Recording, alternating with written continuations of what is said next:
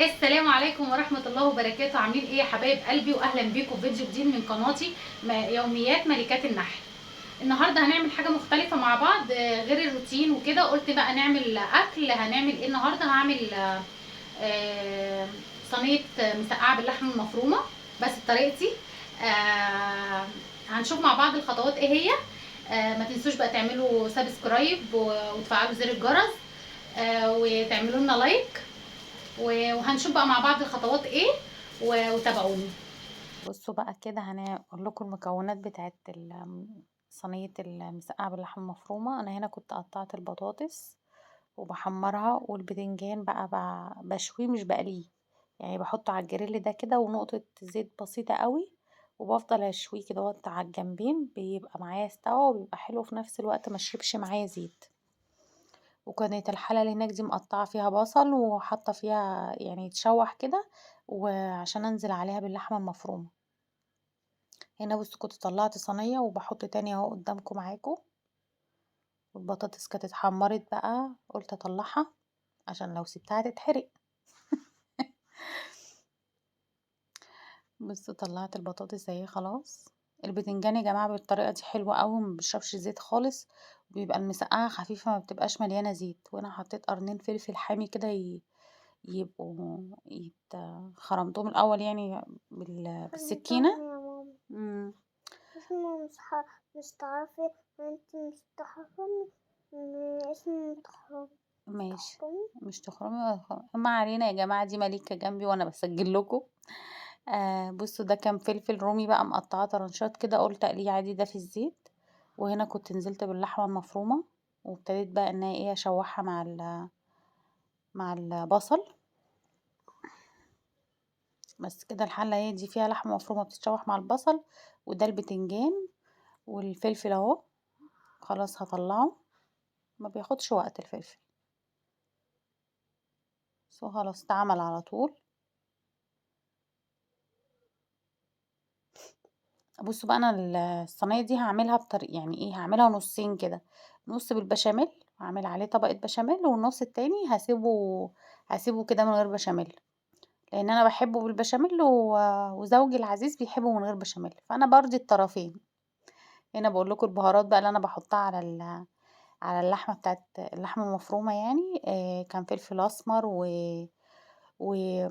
وبهارات لحمه وملح وهيل وكده، حاجات كتيرة كده، والسبع بهارات، يعني حابب بهارات كده اللي عندك حطيه بمعنى اصح. هنا بصوا بيتشوح ازاي، وما فيهوش ولا نقطة زيت، لانك يعني بتبقى خفيفة، ما بتحميش على صدرك او ما بتتعبكيش، يعني الزيت ما بيتعبكيش.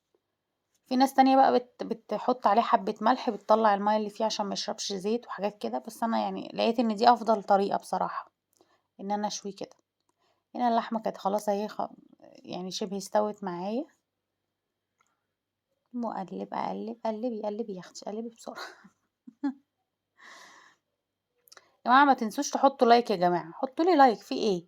ايه ده؟ حطوا لايك. اسمعوا كلام مليكه كده وحطوا لايك، حطوا لايك وفير. حطوا لايك. عايزه تقولي ايه يا منا معايا كمان يا جماعه. احنا قاعدين سهرانين بالليل، قلنا نسجل بقى الصوت بتاع الفيديو ده، بتاع صينيه اسمها ايه، المسقعه باللحمه المفرومه. كانت جميله بصراحه مفرومة يعني. يا مامي. امم أهو. يا جماعة احنا كل ما نصور فيديو انتوا يا جماعة مش بتحطوا لنا لايك. نعمل ايه بقى في المشكله دي يا منا؟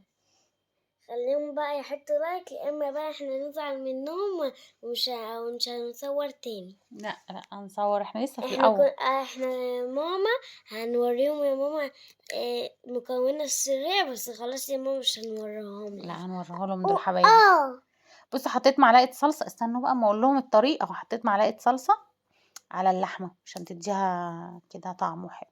هنا بقى هنعمل ايه، هنعمل الصلصه بتاعت اللحمه المفرومه والمسقعه. فصين توم كده، ورحت مشوحاهم في حبه زيت صغيرين. بصوا هنا كنت بقى ايه بيتشوي كده وبطلع منه، بحط غيره. بصوا مع ما تتشوح كده معايا التوميه، هنعمل ايه.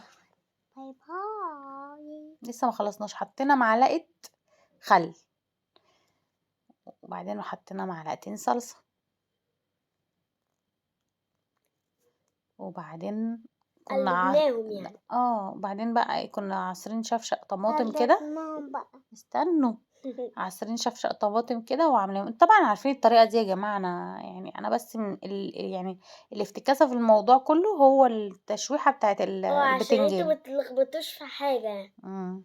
بس وحطينا البهارات بقى وكده وغطيناها. هنا بقى انا طبعا ايه كنت بتغسل ايدي يعني. لا، كنت جايبة فراخ بغسلها، كنت حاطاها نقعها في ملح وليمون ومش عارفة ايه وكده. قلت ايه نغسلها ونجهزها ونحطها في الفريزر تبقى جاهزة معانا على طول مغسولة. بطلعها يا دوبك بس اشطفها كده وبتاع وتبقى جاهزة على طول. مبحبش اشيلها يعني اجيبها من عند الفراخ دي وهشيلها على طول. بحب الاول اشطفها كده وبعدين ايه يعني ابقى مظبطاها واروح مدخلها بقى ايه على نظافة. ماما مسكت كيس عشان تحطي فيهم الحاجة. بصوا الحاجات دي انا بحضرها والله يا جماعة عشان خاطر انا ببقى بشتغل وكده وببقى جايه من الشغل وعايزة حاجة سريعة كده على طول الاقيها يعني اطلعها جاهزة. هنا كان برضو كيلو بانيه نصين، رحت حطيته برضو عصرت عليه ليمونة وقلت اغسله. استني بص بجهزه اهو. قلت ايه يعني انقعه برضو البانيه واشطفه كده حتى هعمله الايه يعني البتاع. وهنا كان معايا قلت اسيبه يتنقع شويه مع ما اقطع بقى اللحمه دي. كنت جايبه برضو لحمه من عند الجزار. هو ده كان يوم الجمعه فانا بنزل كل جمعه يعني بجيب حاجتي. بصوا قسمتها برضو اهي في الاكياس على طول بتاعه التلاجة. قسم قسم قسم يا ابني. قسمتهم على 3 اكياس. انا عندي هنا يا جماعه مشكله منا ومليكه ما بيحبوش اللحمه والفراخ، فقولوا لهم بقى حاجه.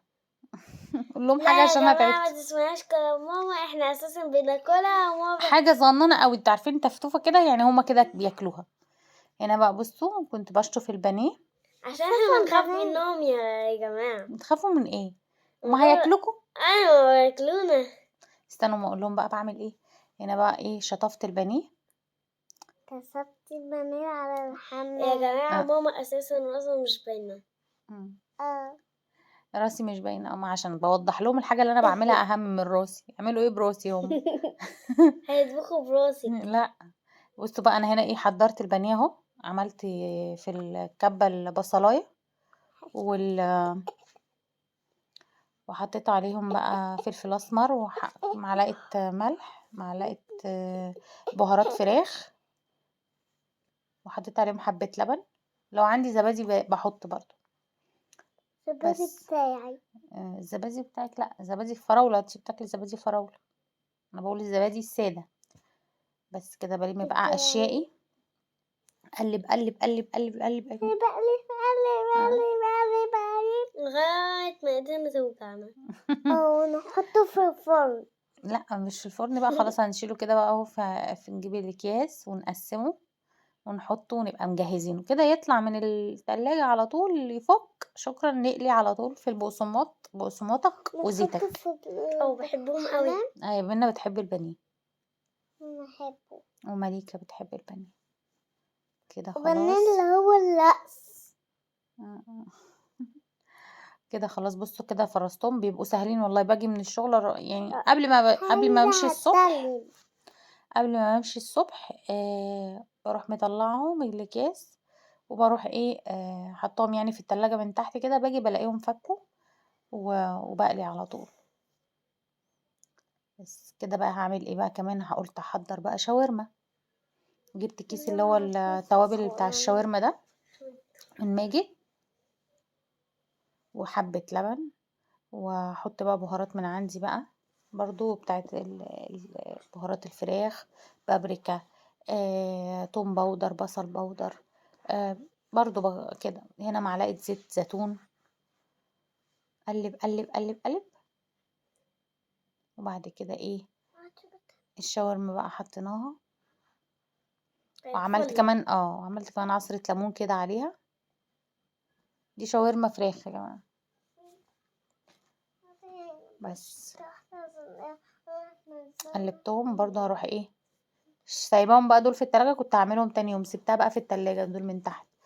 هنا بقى ايه، كنت حطيت بقى البطاطس والفلفل والبتنجان في الصلصة اللي انا عملتها.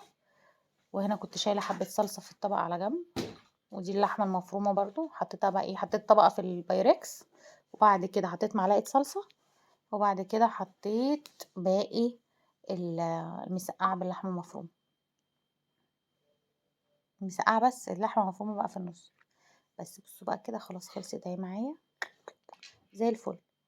هروح بقى اهو، حطيت بقى ايه مع بقية الصلصة فوق منها كده. يا سيدي يا سيدي يا جماله.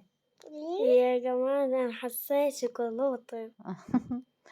بصوا بقى هنا كان باقي معايا حبة لحمة مفرومة. سمبوسة. رحت بوسة. عاملة سمبوسة. والله بس عارفين على فكرة سمبوسة. العجينة دي انا اول مرة اجيبها، مش عاجباني. سمبوسة. خلاص انت علقتي ولا ايه؟ سمبوسة. بس كده لفيتها اهو دي السمبوسة. سمبونة. مش عاجباني بقى الورق بتاعها مش حلو. بجيبها من عند عرفة عندنا ده، يعني فريش كده على طول، بتبقى جميلة وبتلزق على طول. اول مرة اجيب اللي هي الجاهزة دي من السوبر ماركت. عايزة حل ده مش عجبتني يعني. على فكرة. اللي بيحب الحاجة مقرمشة او بيحب السمبوسة مقرمشة زيادة عن اللزوم يجيبها. ما أحبها. لكن التانية العجينة التانية جميلة قوي. يلا هي مرة وعدت. ماشي.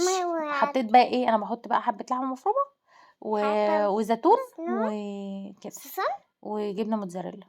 بص انا كنت وريت لكم بقى ان انا عملت البشاميل والبتاع اهو كده خلاص. حطيت بقى البشاميل وكده.